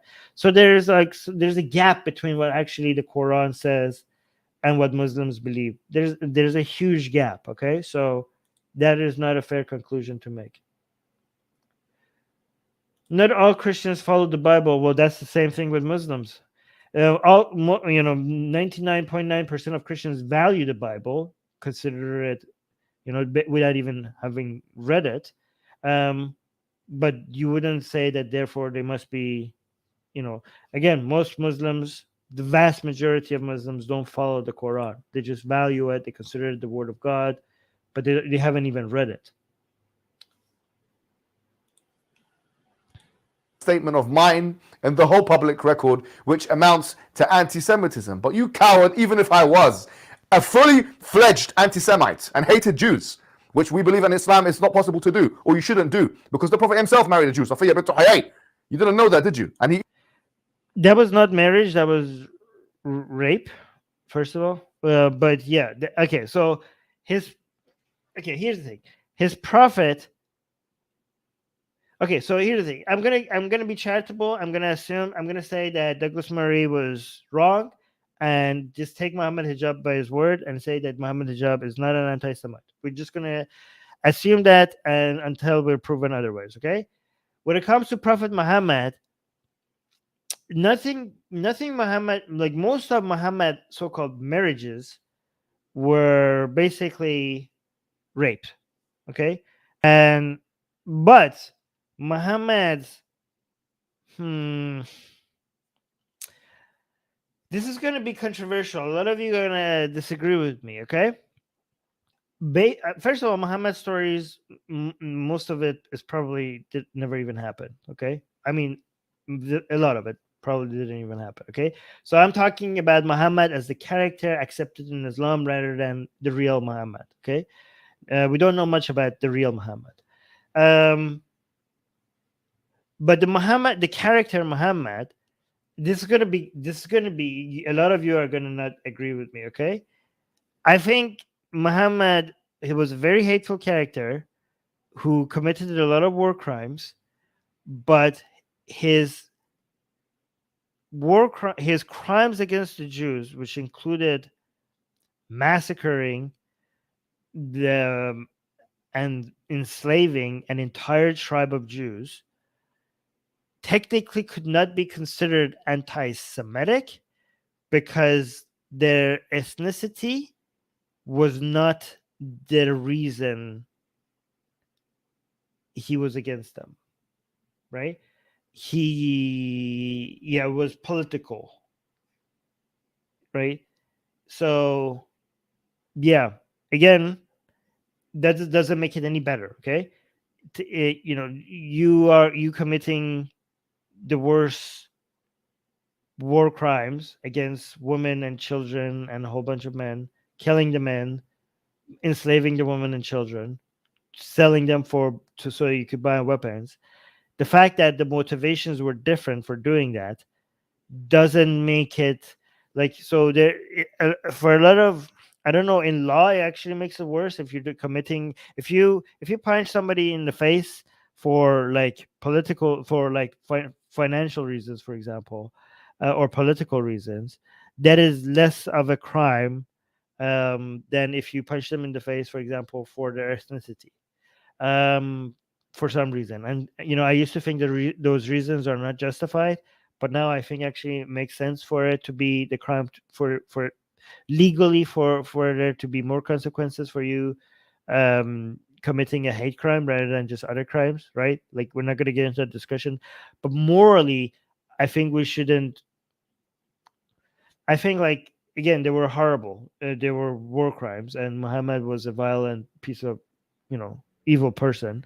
But they were technically not anti-Semitic. So I don't know if it's fair to say, actually, the Quran itself makes verses directed at all of the Jewish people. I take that back.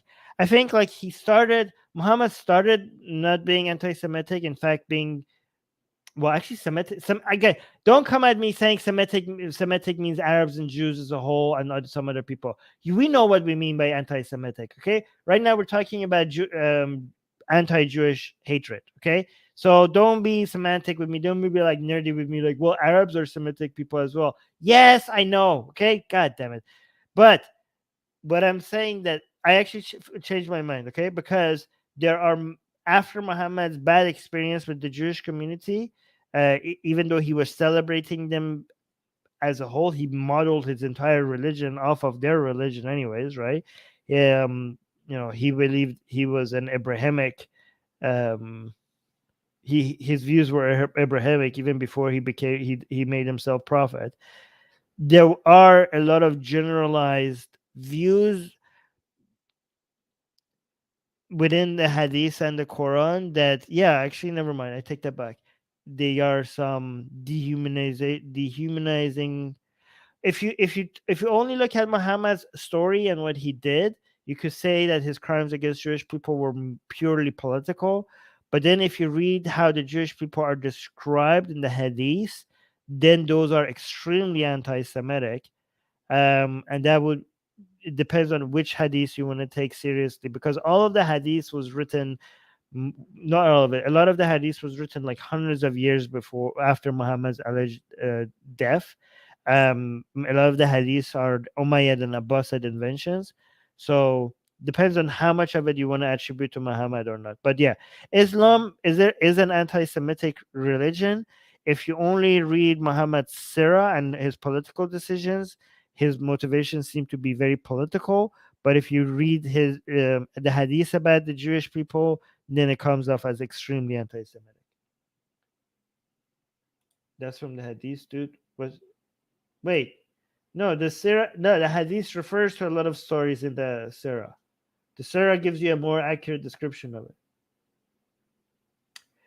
Yeah, so that's what I was thinking of as well. I didn't want to say that because I know YouTube might be very sensitive about it, but because of dehumanization is a very big no-no. But yeah, the Quran itself does refer to them like that, which is, yeah. So yeah, that's why I'm saying the religion itself is very anti-Semitic. The defense against that is like people will say that these were specific, not against all of them, but against a specific group of them. That's what the excuse for it is. However, that is the language makes it generalized, right? Like if we want to make excuses for the Quran that way, then you could make excuses for Douglas Murray. Like, for example, when he was, look at this. So the Quran speaks about the Quran Hadith speaks about Jewish people, Christians, Mortads, hello, and atheists in very, very evil, disgusting, violent ways, right? The excuse Muslims have for why they're not hateful is that if you read it in context, it wasn't about everybody, all the atheists, all the Murtads, all the Christians, all the Jews. Which actually, if you read it in context, it doesn't make it clear. It makes it actually very clear that it's using an incident to make a judgment about all of Kafirun or all of the Jews or all of Christians. Because if you want to be that charitable to the Quran, then you would have to do that with this text here as well, right?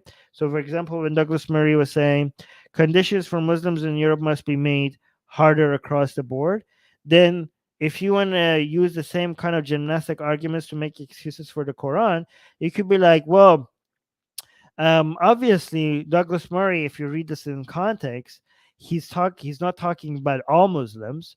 If you read this, oh, look at this. Look at the word here. He from long before. Yeah, guys, this is actually the way Muslims try to make excuses for the Quran, right?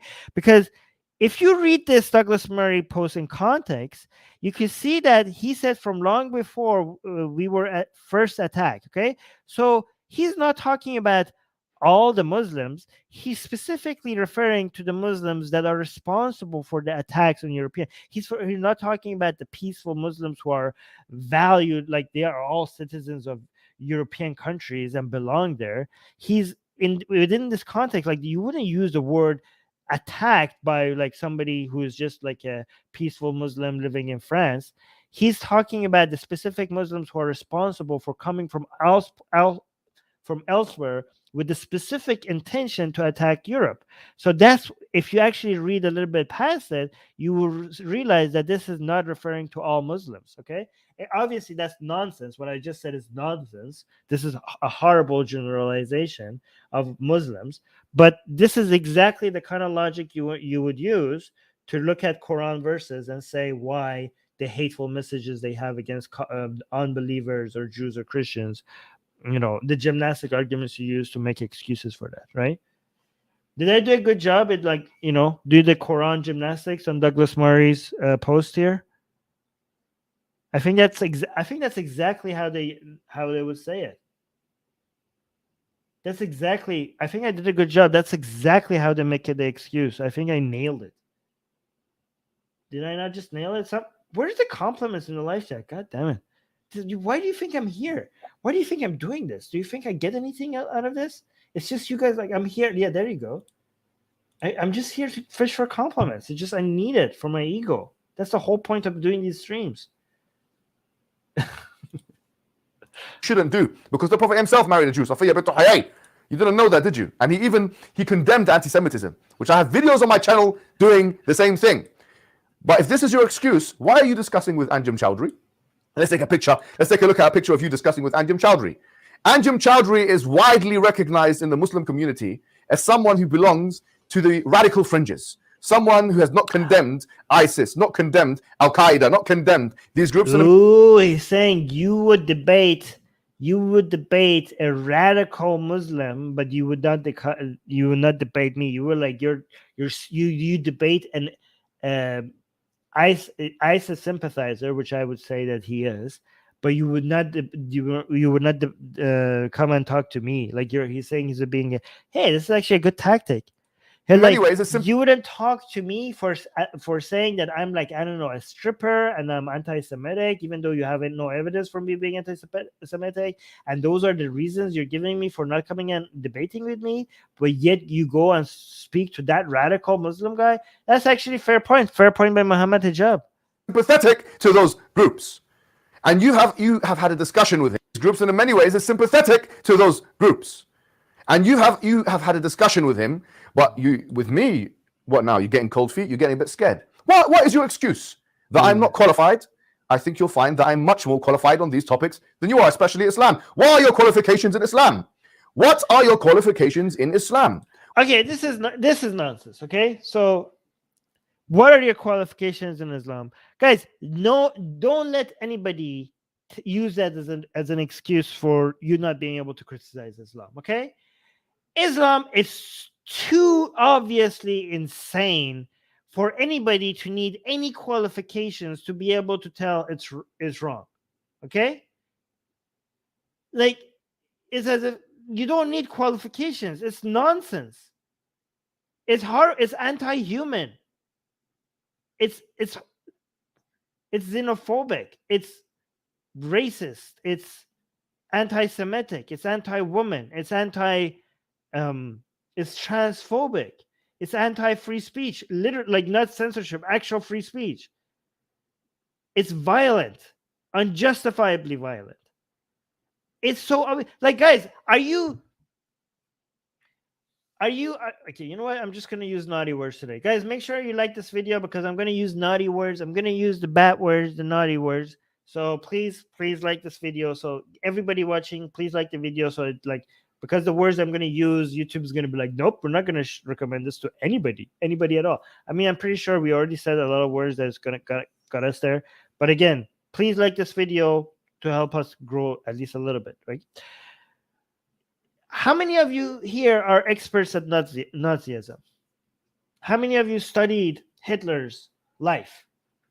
How many of you read Mein Kampf cover to cover? How many of you? How many of you have read it? All right? Do you guys need to be experts in Nazism? You're like, yeah, I am not. Then how dare you say it's wrong? Oh shit, I shouldn't say that. YouTube, I'm just saying I am saying it's wrong. I'm just like making a point. God damn it. You read it. Okay, you read it.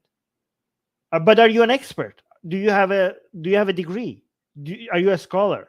Maybe because I read the Quran, but I don't think Mohammed Hijab considers me an expert in Islam. I read the Quran 3 times. That doesn't make me an expert. Yeah, you haven't. Yeah, none of you are experts. None of you are scholars in Nazism. Then you can't. Apparently, according to Mohammed Hijab standards, you can't condemn it. You cannot be like you cannot say it's a bad ideology. There's ideologies that are so obviously evil and wrong that it doesn't. You don't. I'm not saying scholarship. Like, by the way, I'm not talking about Muslim scholars. I'm talking about actual academic scholars, historians. I'm not saying like a scholarship, a secular, scholarship in Islamic studies. I'm not saying that's not valuable. That's very interesting. I'm fascinated by scholars who study Islam because of the history of it, the literature. It's amazing. Right? The detective work that goes into figuring out what verse came from where, how did the hadith evolve. It's so interesting. Okay. That is interesting because of the history that you learn from it. Okay.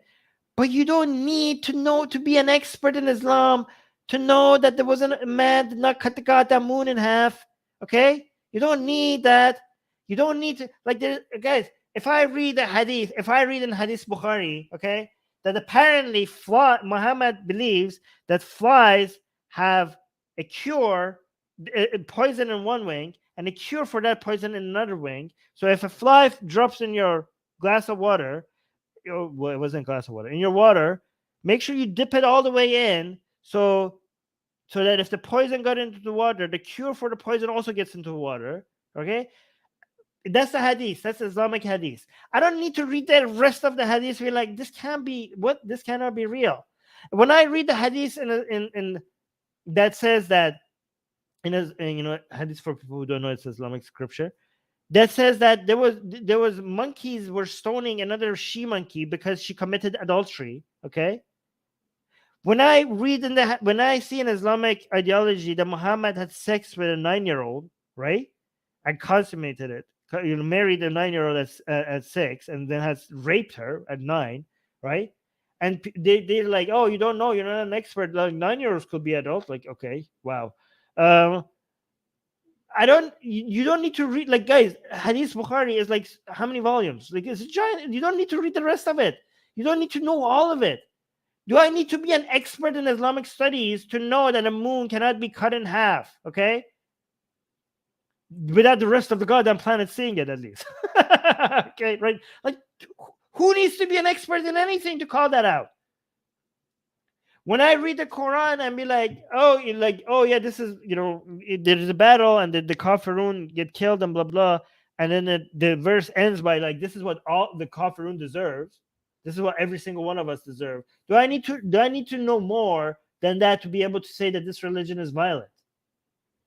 The idea that every single one of the people who don't believe in the content of the Quran are going to roast in hell for eternity, with angels smashing their faces in, and then the faces will get reconstructed, and then they smash it in again, and your skin keeps burning, and then your skin gets recreated again and burned again, with angels pouring molten lead in your mouth. For what crime? For the crime of not believing in the content of the book. Like, when you read that, you're like, yeah, I don't think this is I do not know. I me no like.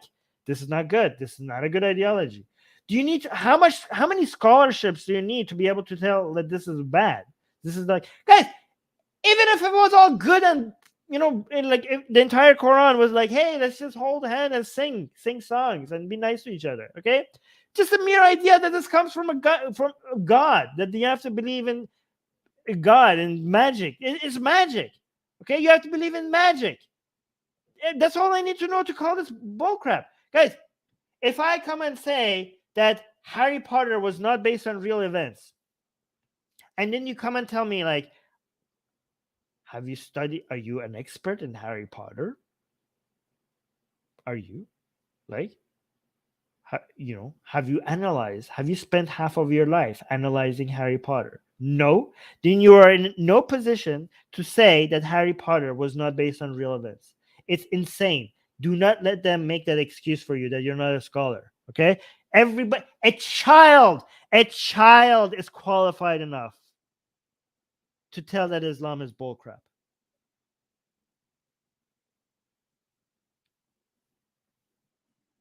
Oh, look at this. Stop expecting pacifism. This is their excuse, okay? Oh, yeah. Expecting pacifism. You are not paying attention to what I'm saying. I specifically said Islam is violent unjustifiably. When I say Islam is violent unjustifiably, that makes me not a pacifist. Maybe pay attention. Maybe pay attention to what I'm saying. So I'm not saying all form of violence is wrong, right? Maybe pay attention to what I'm saying. The idea of all the Kafirun being condemned to the violence that was committed against them based on the verses in the Quran. Like, it says, it ends the verses after the Kafirun are annihilated or like violently acted upon. The verses conclude by, this is what Kafirun, not these Kafirun deserve. That's a generalization to all of us. You wouldn't accept that kind of language towards Muslims as a whole, so you shouldn't accept it towards unbelievers either. This is like, stop expecting pacifism. Is it pacifist of me to suggest that torturing people for eternity for simply not believing in a book is not a cool thing? It's kind of cringe. It's not a base thing to believe in. Maybe it's not nice. That's not good. Like, is that me being a pacifist?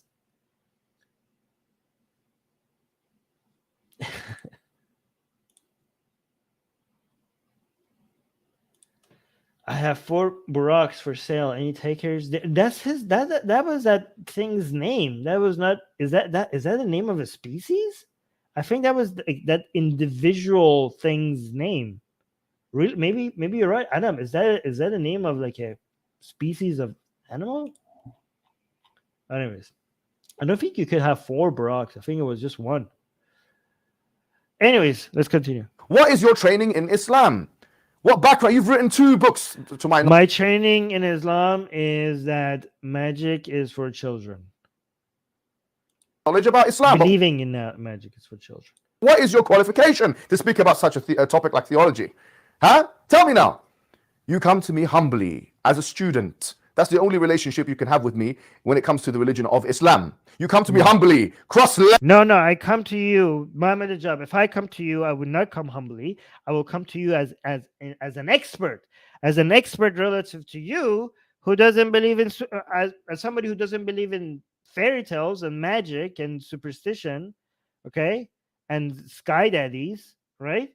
Relative to you, I will come to you as an expert in an expert in detecting bullshit, okay? A child would be an expert compared to you, Mohammed Hijab, if they don't believe in fairy tales, if they don't believe in, made up nonsense.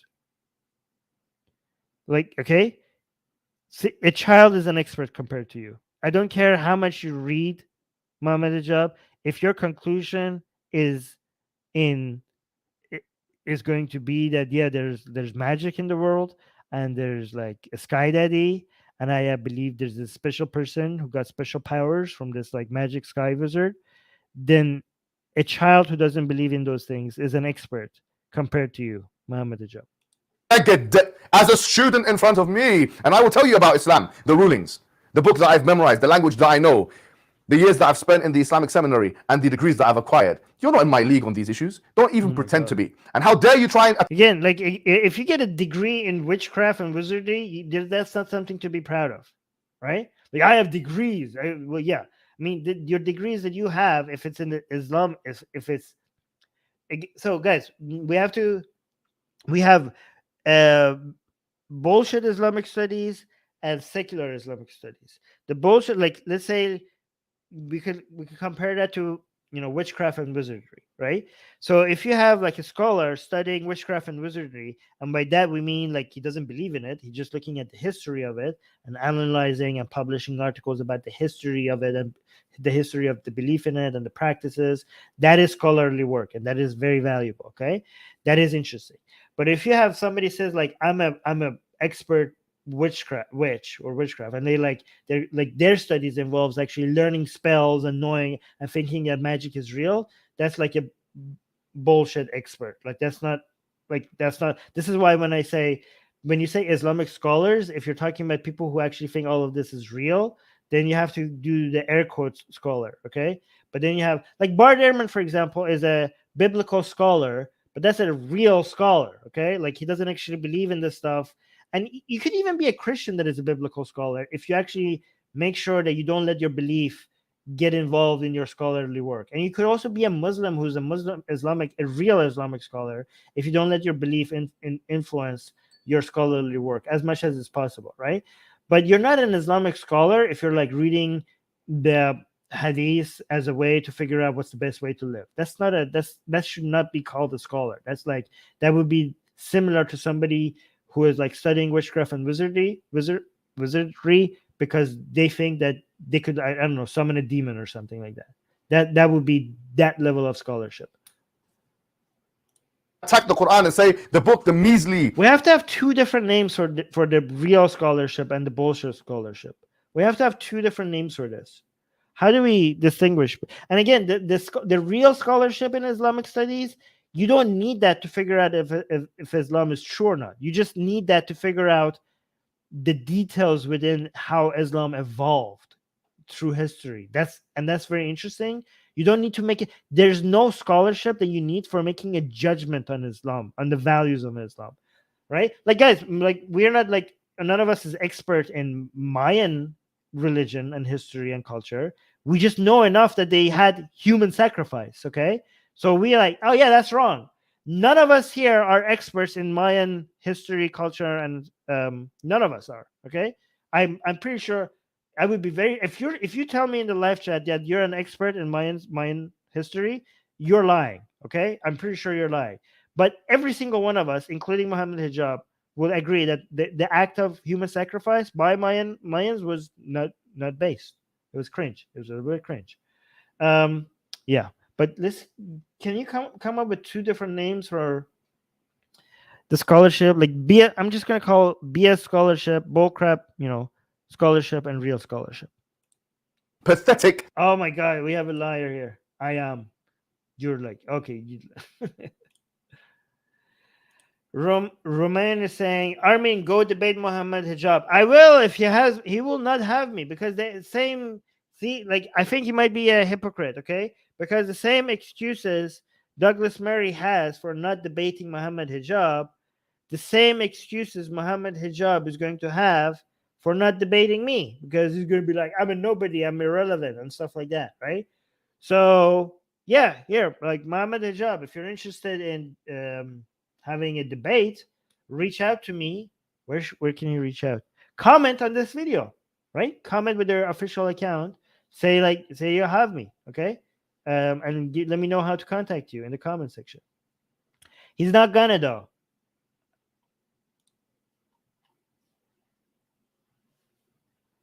Little book that you have. Go, guys! If you're on Twitter, go tell him about this video. Tell him that I would be more than happy to have a discussion with him. Secular Reality saying you have to take your shirt off for Mohammed Hijab. I won't take you seriously. He might take me too seriously. Produced. Apparently, he says it's more bought than the Quran. It's yani, people are buying it more than the Quran. Are you that mentally slow? Do you think people buy the Quran on Amazon? This is the tweet he put up. You can check it on the Twitter. This Wait, guy, show me. he thinks that his book is being read by Muslims or by other people as much and or maybe the same amount as the Quran. Show me the tweet. If he said that, why didn't he show it? Why didn't you put that on the screen? If he actually said that, that's insane. Let me. Somebody said something. Hold on.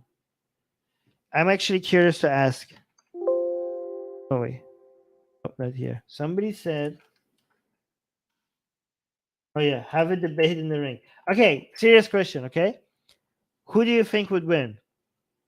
Me or Mohammed Hijab? If it was like if it was a fight, a literal fight, friendly fight, who do you think it would win? Tell me in the live chat. I want to know. No, I think he's saying he's responding to Douglas Murray claiming that his book was being read more than the Quran. If Douglas Murray said that, that would be insane. It's not, but I wish if he actually said that, I think he would have the tweet. I would win. Really? Okay, let me see. How tall is Armin? I'm actually not very tall. I'm 173. Armin for sure. No, actually, you're right. He's very tall. I don't know. There's nothing. I did get a couple of gold medals in Taekwondo, so there's that. Are you a heavyweight? No, I'm not. Well, I'm 150 pounds. You have more stamina. I think I'm leaner than him. I mean, I know I'm leaner than him, but people who are not lean have a lot of muscle power underneath that fat. Like if they manage to reach your face with that fist, you're gonna be taken out. Oh, Susanna is being honest. Susanna is saying a physical fight, Mohammed Hijab. Yeah, like a lot of people don't understand that. Like if somebody doesn't care much about remaining lean and all they care about is gaining muscle weight, right? All that, they could pack up a lot of strength beneath all that fat. It might make them a little bit. No, you have to get really fat to be less agile. Like being a little bit fat is not going to remove your agility that much. So if you might be a little bit more agile, but if that fist reaches your face, you're like, good night. Armin looks scrappy. He might get what? So good hits. I don't know what you're saying. Fights don't know, but debate, guys. Debate. If I have a debate with Mohammed Hijab, nobody's gonna win. You know why? Because no matter what happens, whoever is on Mohammed Hijab's side is gonna clearly Mohammed Hijab has won. Okay, and a lot of you, not all of you, a lot of you are going to be like, clearly Armin won. So nobody's going to actually win.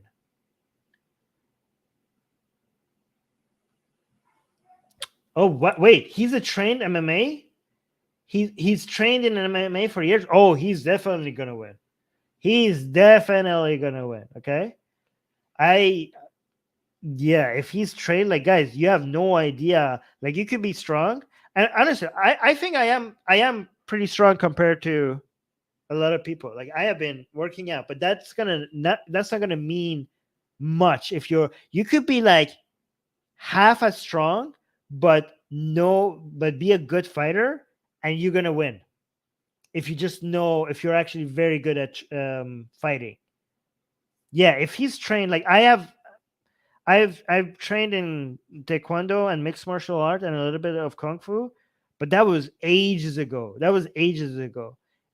And I think, like, if he's trained in MMA, that's actually the real kind of fight that you would have to win. He's gonna be easily knock me out. Yeah, this changes things.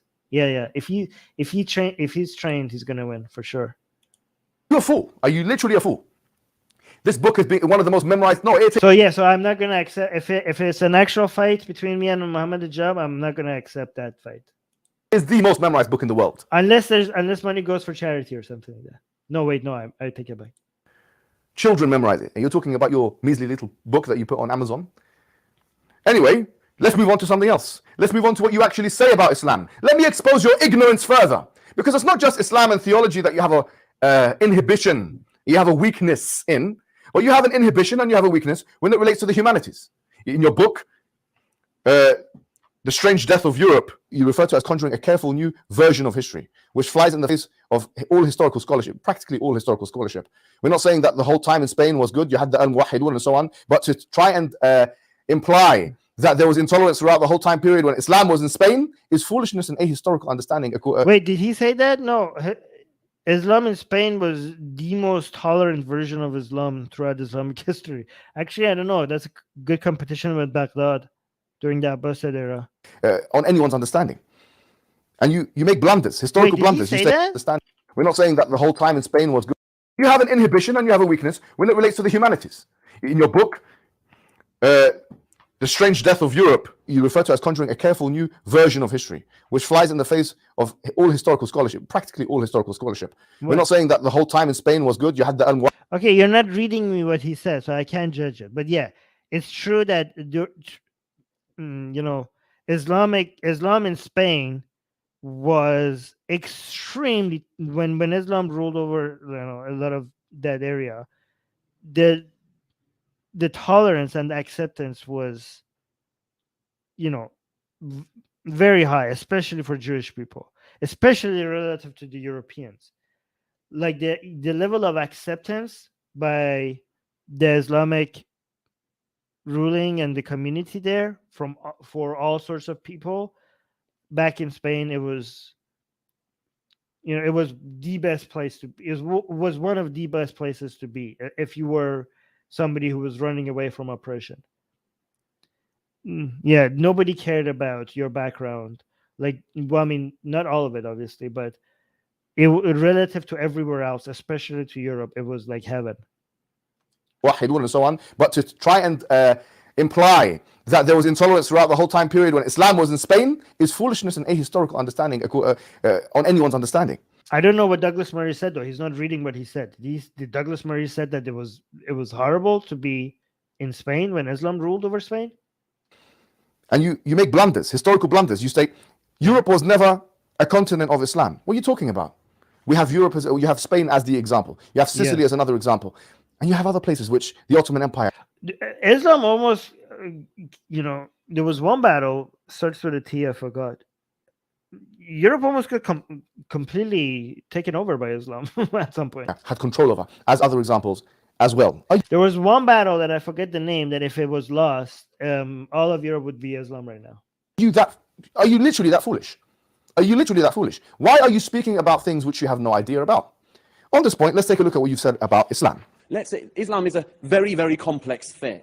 And the best way I can do this in the very short time I have is say you have three Islams. Islam 1, 2, and 3. Islam 1, the Quran and the life of Muhammad and the Hadith. Islam 2, the tradition of the Sharia. Islam 3, what Muslims do now. The first of those things, Islam, the Quran, and so on, is bad. What? Islam 3, what Muslims do now. The life of Muhammad and the Hadith. Islam 2, the tradition of the Sharia. Islam 3, what Muslims...